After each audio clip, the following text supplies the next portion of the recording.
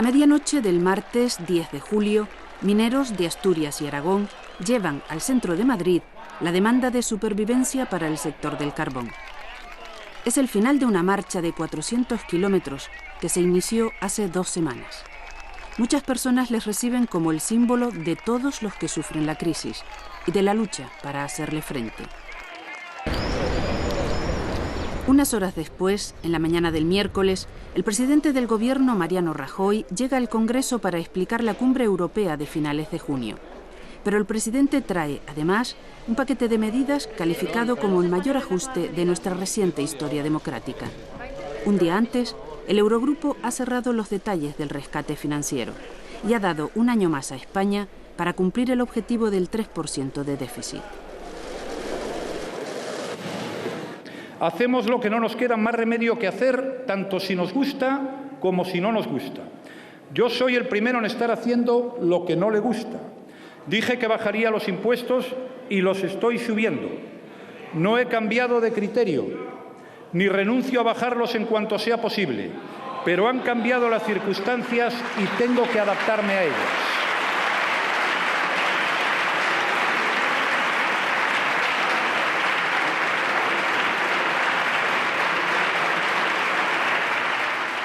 El gobierno español tiene prácticamente nulo margen de actuación, porque desde Europa le imponen reducir el déficit público al 6,3% y en tan poco periodo de tiempo no son muchas las herramientas, no son muchas las figuras impositivas, las partidas de gasto que puedes tocar para que consigas de forma eficaz reducir el déficit público, ¿no? Por lo tanto, podemos decir que el margen de actuación era prácticamente nulo. Las alternativas a una situación como esa son o bien declarar suspensión de pagos del país, cosa que no podemos ni soñar, o bien pedir la financiación a organismos internacionales, que es lo que constituye una intervención. Tampoco sería bueno que llegáramos a ese extremo. Es fundamental que la ciudadanía sepa que siempre hay alternativas, depende de voluntad política. Por ejemplo, el recorte de sanidad, que creo que también es muy negativo para el país. Intentan ahorrar 7.000 millones de euros. Pues mire usted, ¿por qué no anulan ustedes, el Estado, la bajada de impuestos de sociedades de las grandes empresas que facturan más de 150 millones de euros al año? Y con ello van a conseguir más de 5.300 millones de euros. Ya no estoy diciendo ni siquiera subir impuestos, estoy diciendo anulen la bajada de impuestos que han hecho. Estos son los datos. Quizá nunca antes se había hablado en el Congreso con tanta claridad y dramatismo de la situación económica del país. Este año y el próximo seguiremos en recesión y el paro aumentará. Y además, necesitamos que nos presten dinero hasta para pagar las prestaciones por desempleo, los sueldos de los funcionarios, la sanidad o la educación. Y lo necesitamos porque nuestro gasto público excede en decenas de miles de millones de euros los ingresos. El año pasado, sin ir más lejos, más de 90.000 millones de euros. Más de 15 billones de pesetas gastamos por encima de lo que ingresamos. Y en esto consiste el déficit. Rajoy destaca que el déficit público de España es de casi el 9%, más del doble de la media en la zona euro, y que la deuda pública y privada es de 1,8 billones de euros. Es decir, España debe mucho más de lo que es capaz de producir en un año. Ante esta situación, el presidente anuncia a la Cámara un plan de reducción de gastos y de aumento de ingresos por valor de 65.000 millones de euros en 2 años y medio. Elevaremos la imposición indirecta, aumentando el IVA y la fiscalidad medioambiental y reduciendo la imposición sobre el empleo. La subida del IVA es la medida más importante del paquete de ajuste. El tipo general aumenta 3 puntos, del 18 al 21%, y se extiende a nuevos productos y servicios, como el cine, que hasta ahora pagaban el reducido. Este sube del 8 al 10% y se mantiene el tipo superreducido. La medida entrará en vigor el 1 de septiembre, salvando así la temporada turística. Desde el punto de vista recaudatorio es una medida lógica, teniendo en cuenta que no hay otras posibilidades. El impuesto sobre la renta de las personas físicas ya se tocó dentro del paquete de primeras medidas que tomó el gobierno del Partido Popular. El impuesto de sociedades se nos ha caído en cuanto a lo que es recaudación, porque las empresas están entrando en pérdidas. 2/3 de las empresas españolas este año van a estar en pérdidas y por lo tanto las bases imponibles del impuesto sobre sociedades van a caer y por lo tanto recaudación por ahí va a ser muy difícil. La única opción que nos queda es el consumo. El 60% del Producto Interior Bruto español es consumo. En el Congreso ya se daba por descontada la subida del IVA. Hace tiempo que la Unión Europea y el Fondo Monetario Internacional lo recomendaban. La propuesta encuentra comprensión entre los nacionalistas catalanes. Los socialistas contraproponen un impuesto sobre las grandes fortunas. Izquierda Unida la rechaza, con argumentos que toma prestados. Les exigen a ustedes subir el IVA. La subida del IVA es el sablazo que el mal gobernante le pega a todos sus compatriotas que ya están muy castigados por la crisis. Subir el IVA es un disparate, porque la subida del IVA afecta fundamentalmente a pensionistas y parados.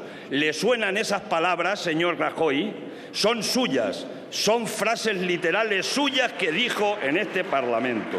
Es que si nosotros, este Gobierno, hubiera tenido un 6% de déficit, yo desde luego no iba a subir el IVA, ni el IRPF, pero es que esa es la clave. Es que es así, es que ese es el tema. Es que si a mí me dicen ahora que tengo un 4% de déficit, es que yo no solo no subo el IVA, es que lo bajo. Rajoy anuncia también que los funcionarios no tendrán paga extra de Navidad. Será más difícil obtener las ayudas a la dependencia. Se adelanta la reforma de las pensiones.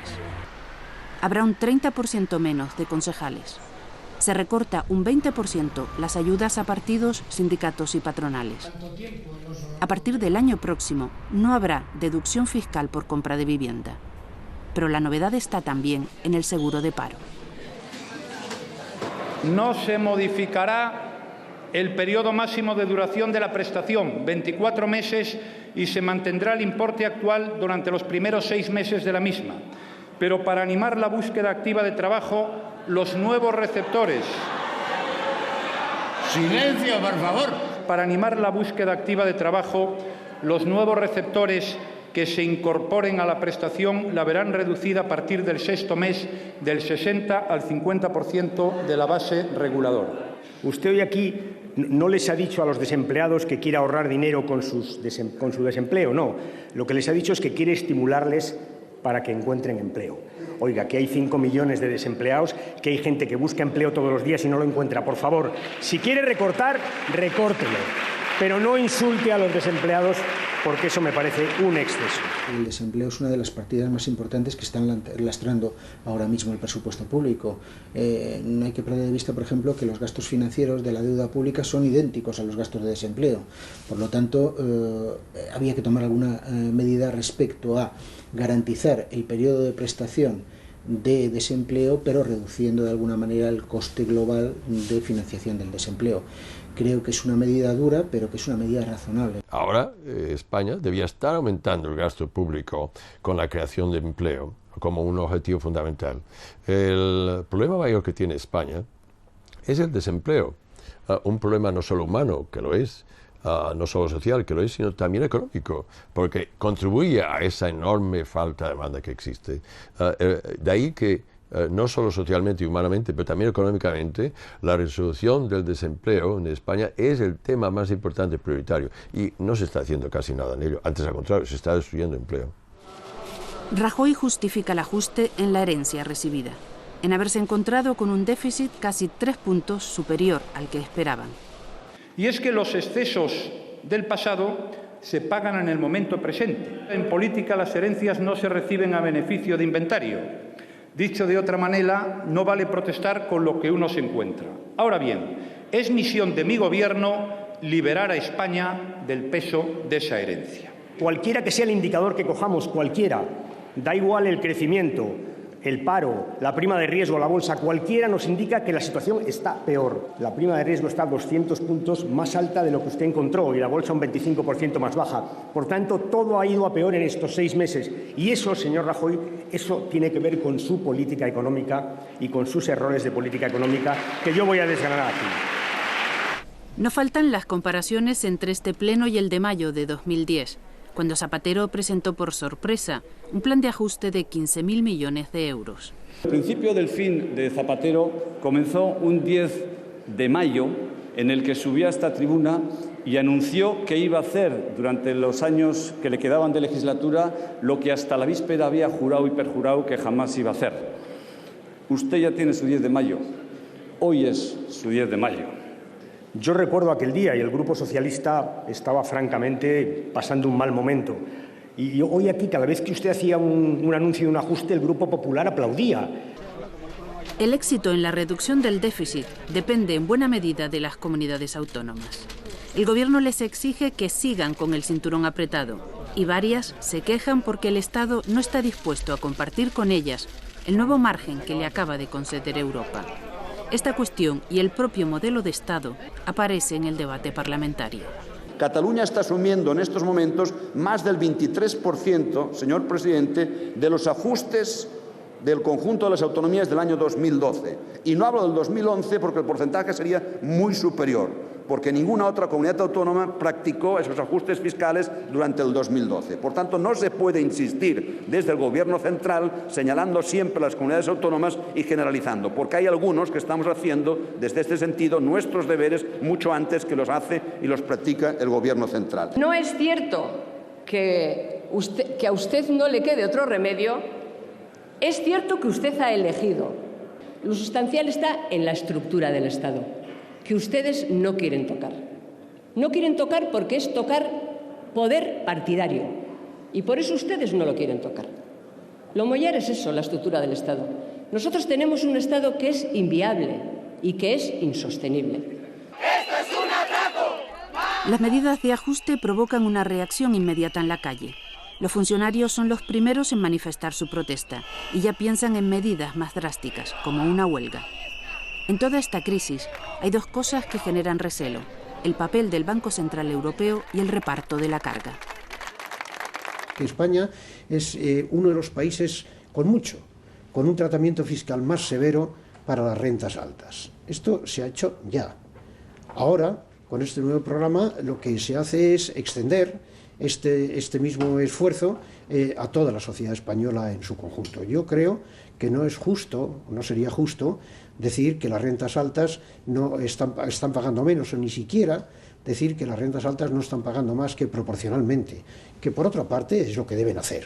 Nosotros lo que entendemos es, claro que hay que reducir el déficit público, tal vez se pueda hacer a un ritmo más lento y desde luego sería mucho más fácil para todos con la actuación, con la colaboración del Banco Central Europeo, algo que no sería único, que no sería exclusivo, porque en Estados Unidos lo está haciendo su Banco Central, porque en el Reino Unido lo está haciendo su Banco Central y porque no vemos que una actuación heterodoxa de un Banco Central tenga efectos negativos sobre la economía, sobre la inflación, sino más bien todo lo contrario. El viernes, los miembros del Gobierno deliberan sobre el plan de ajuste ante el Rey, que les pide que no haya exclusiones. La aprobación llega más tarde, cuando celebran la reunión habitual en Moncloa. El plan y el anuncio de nuevas reformas que buscan liberalizar mercados y servicios. Se preparan 20 nuevas leyes para el próximo semestre. Los empleados públicos también preparan sus armas. España sigue en la senda del sacrificio. El presidente ha prometido que no será inútil.